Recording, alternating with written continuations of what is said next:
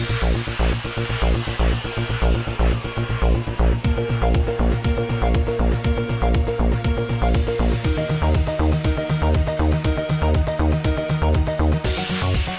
ज़रूरी नहीं है, तो आपकी प्रतिक्रिया?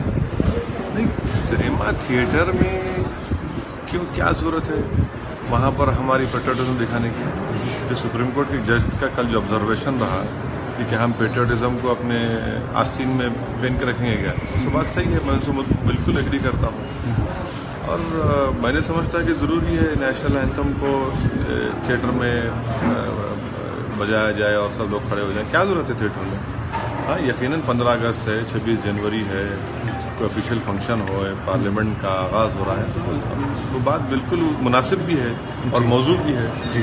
सिनेमा हॉल में मैंने समझता उसकी ज़रूरत है। अच्छा, ये यूपी में जिस प्रकार से एक प्रपोजल लाया जा रहा है शिया सुन्नी वोट को एक करने का, तो क्या आप सही दिशा में कदम मानते हैं?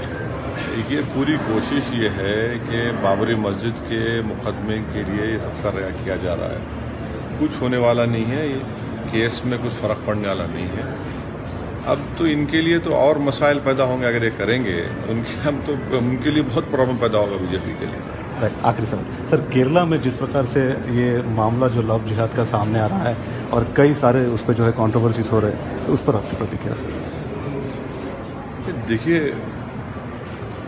जो हदिया का मामला है उसने तो अपना रिलीजन चेंज किया शादी से पहले और वो अडल्ट थी, फिर उसके बाद उसने रिलीजन चेंज करने के कई वक्त गुजरने के बाद उसने शादी की, तो उसको लव जिहाद कहना बिल्कुल गलत है।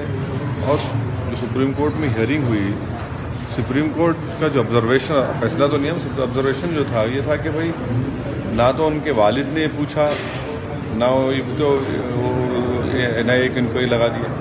तो बात सही है, जो अडल्ट है वो अपना फैसला खुद कर सकते हैं।